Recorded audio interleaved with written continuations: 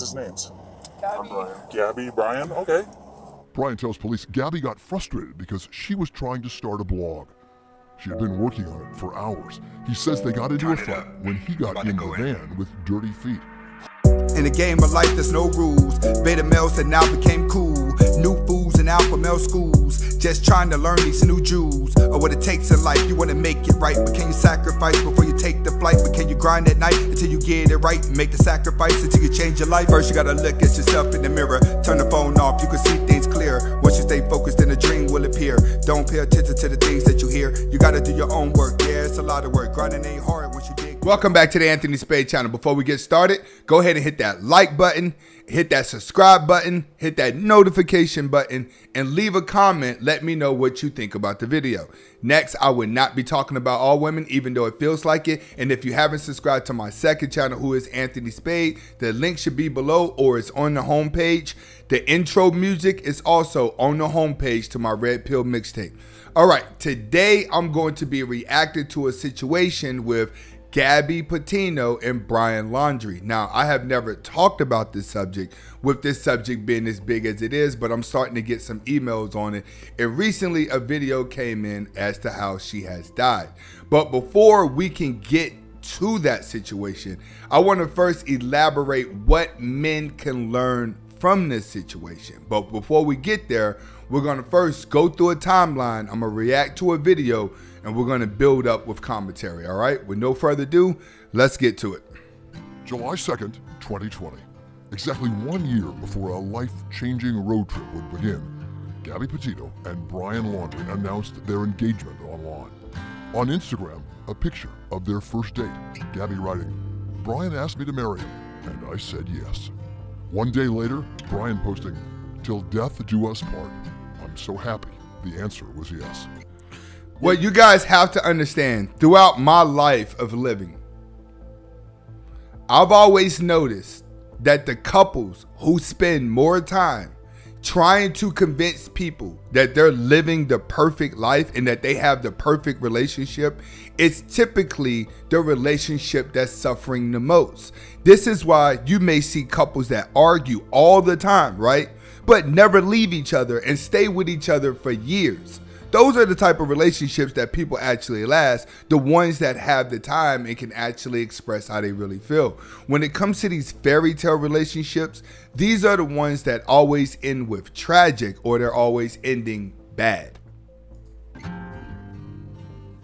Then there was the van, the 22-year-old and 23-year-old purchasing a vehicle to take them across country, a white 2012 Ford Transit van.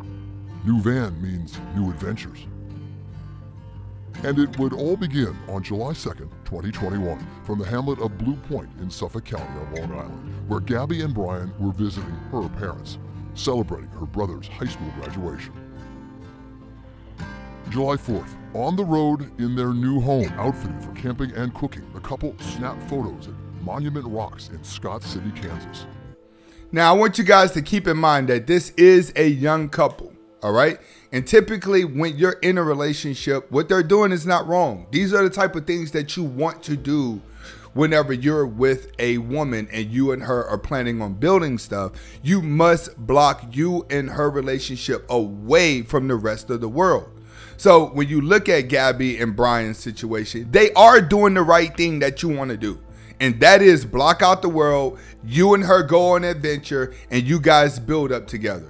What does this do? This would teach you about the relationship, but it will also let you know if you could be around her for longer periods of time. This is very important because most relationships are dealt with through infatuation, which means that you're not around each other that much to understand what gets on each other's nerves. And I think that's what happened with these two. I think that this was probably their first time actually being alone for a long period of time. Let's get to it. Then to Colorado.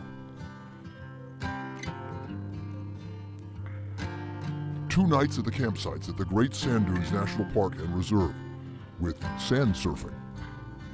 Next stop, Utah. After leaving Colorado and getting stuck in a dust storm, the couple spent 3 nights in Zion National Park, hiking and pitching a picture-perfect campsite. From Zion to Cedar Breaks National Monument to Bryce Canyon National Park. They say that's how you travel. If you're gonna travel, do it. Go all the way out and do it. I'm not gonna lie. What they're doing, if you guys meet a woman, this is exactly what you want to do. You want to take these little trips to build a bond. The couple taking pictures and videos near the edge of the cliffs.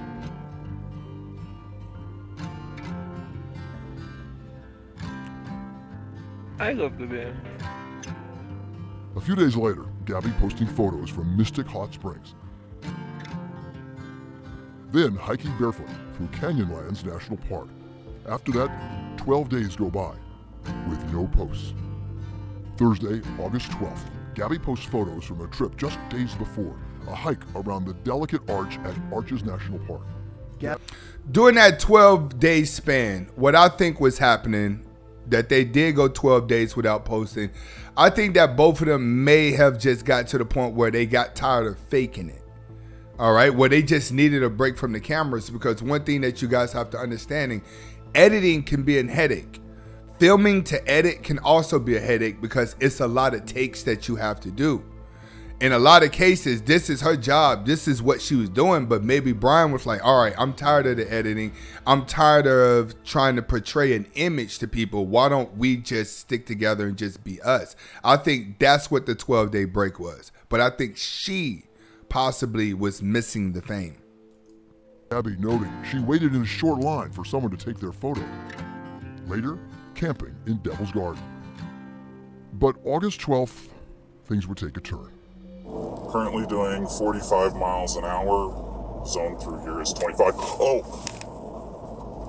Subject just hit the curb. Officers called to reports of a disorderly conduct encounter Gabby and Brian in Moab City, Utah. What's you guys' names? Gabby. Gabby, Brian, okay. Brian tells police Gabby got frustrated because she was trying to start a blog. She had been working on it for hours. He says they got into a fight when he got in the van with dirty feet. I want you guys to look. He got some scratches on his face. All right. And it goes back to the blog. All right. Getting upset that she's trying to do a vlog. She is more into the fame and the attention than him. When men love, men want to love a woman. All right. He wants to love a woman. See, he's going on this trip to actually bond with her. She's going on this trip to have content to show everyone else because she has to stand out. That's the difference between the two. When he really wants to bond with her, a man wants to cut off everybody else. When a woman wants to stay in the streets, it's the problem. When she still wants attention from everybody else, she's living for everybody else, and you're trying to live for just you and her. She just got worked up because we were trying to get going and get our day going because we want to go hike arches before the sun goes down. Gabby explains to officers she has anxiety and OCD. Some days I have really bad OCD. Brian is determined to be the victim and pleads with officers to not press charges. I'm fine, and I love Gabby. I hope she doesn't have too many complaints about me. Police ask the two to separate for the night. They take Brian to a hotel and give Gabby the keys to the van. The next day, Brian posts photos. That's what I don't get. I don't get why he was actually the victim, because if you watch deeper in this video, they really cut out the part where she admit that she did hit him. Like, they did cut that out. I've seen that part of the video that you guys should go and watch. But I don't understand. It's like, where do they do that at? Where do they say, all right, you guys are arguing, we're going to put you in a hotel and then we're going to give you the keys to go drive away so you guys. And then in one of the videos, she was asking, can she go see him? Like, all right, when you separate us, we're still going to see each other later on tonight. But the thing is, it's like, why would the cop even do that? That's one thing with me that struck a nerve. It's like, what's going on? Photos tagged in Arches National Park and then in Moab. A week after the altercation, Gabby posts, but it's unclear where the couple is in terms of location. She also posts her first and only YouTube video for her blog. It appears to chronicle the couple's relationship and travels. On August 25th, Gabby posts her last Instagram post, writing, "Happy Halloween," posing with a pumpkin in front of a mural outside the Monarch, a venue in Ogden, Utah, north of Salt Lake City. And then there's this. Jen Bethune says this video was taken in Teton County on 27th August around 6 p.m. and it shows a van that looks identical to Gabby's, but police have not confirmed it is hers. 2 days later, on the 29th of August, my boyfriend and I picked up Brian. A woman claims to pick up a hitchhiker from Coulter Bay Village, south of Grand Teton. He approached us asking us for a ride because he needed to go to Jackson, which we were going to Jackson that night. This happened about 5:30 p.m. After seeing social media videos, she now identifies that person as Brian. I'm hoping this can help someone identify him. On August 30th, Gabby's mother received... All right, so the van was spotted, and then he hitchhiked back home. All right? To me, I'm not going to lie to you, that's a clear sign that maybe he did it. All right? I'm just letting you know from what I'm seeing right now, how everything is clicking together for him not to go to the police and immediately try to get back home and try to hitchhike to get away from her. All I can say is he probably did it, but he in such shock, he don't know what to do. He don't know how to act. receives a text From her daughter, but believes she didn't send it. I just believe she's in danger because she's not in touch with us, and she could be alone somewhere. She could be stranded somewhere in the wilderness, and she needs help. 2 days and more than 2,300 miles later, on September 1st, police say Brian arrives in Northport, Florida with the van, but without Gabby. She's reported missing by her parents on Long Island on September 11th. See, that's the part that I didn't get. I didn't get the part where the van was by itself and then he hitchhiked. Where did he hitchhike to go? That's where things to me are getting confused. The hitchhiker is saying that she picked him up, but then he shows up at home with the van. I think the hitchhiker is clout chasing and that it could have been something else. That same day, the van is processed for evidence at the home the two shared with Brian's parents. Brian does not talk to the police or to the FBI. Then on September 15th, Brian is named a person of interest in the case. The police chief of Northport pleading with the Laundrie family to speak to them. Okay, that's just natural for him to be placed as a suspect due to the simple fact that he did return back home without her, and come to find out him and her were living in that house. They were living with his parents. So as soon as he came back in, now the parents are involved, like, all right, what's going on here? And of course, they're going to take their child's side. That's what you're seeing here. You're seeing the parents taking their child's side for something, all right? At the time, they do not realize it, but Brian is not at home. The next day, 2 people went on a trip, 1 person returned, and that person that returned isn't providing us any information. police and Gabby's family begging for the Laundrie family to speak up. We beg you to tell us. As a parent, how could you let us go through this pain? The Petito family even pens a heartfelt letter to Brian's parents. As a parent, how could you put Gabby's younger brothers and sisters through this? That evening, Brian's sister speaking exclusively with Good Morning America. Obviously, me and my family want Gabby to be found safe. She's like a sister, and my children love her. And all I want is for her to come home safe and sound, and this to be just a big misunderstanding. Then, on Friday, September 17th, the Laundries call police to report Brian is missing. They claim they last saw him Tuesday the 14th. He said he was going to the county park. The family attorney says they searched for him there on Wednesday, then drove his Ford Mustang back to their home on Thursday morning. However, Eyewitness News has confirmed Laundrie's car was back in the driveway on Wednesday. On Saturday, there were dual searches for 2 missing persons. Authorities scour the massive 25,000-acre county park known as the Carlton Reserve.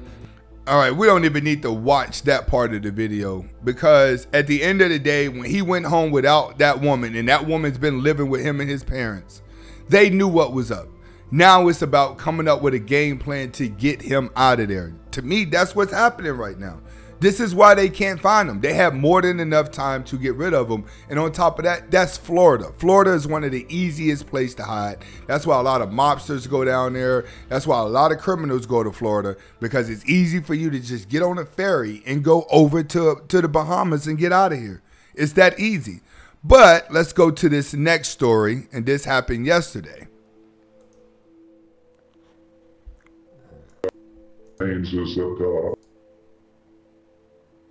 Coroner confirming today the 22-year-old was strangled to death in late August. Now, that was 3 to 4 weeks before search crews found her body in Grand Teton National Park.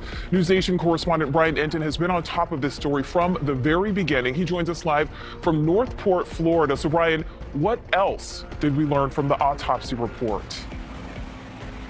Well, the coroner releasing very, very little information because of the ongoing FBI investigation. But you mentioned it, the big bombshell revelation that many people have been suspecting for weeks is that Gabby Petito was, in fact, strangled to death.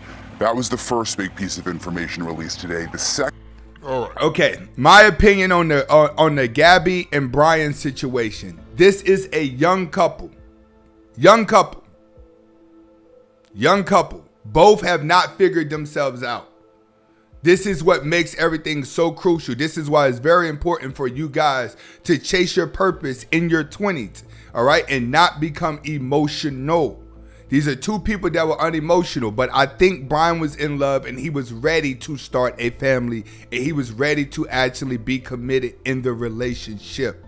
But what I think happened here, I think Gabby was too much into the YouTube space and the YouTube world and the Instagram world that she just wanted to portray images out to everyone else.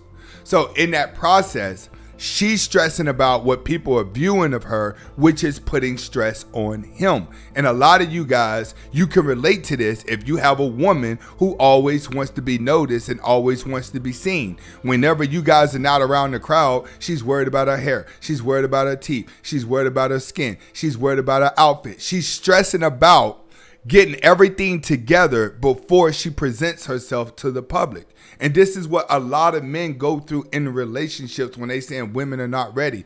When you're a beta male and you're the simp of the relationship, you're constantly following her around, but she's using you as a tag along to get attention from everybody else. And what I think happened here is he cannot control his emotions. An argument sparked out between the both of them. He got fed up.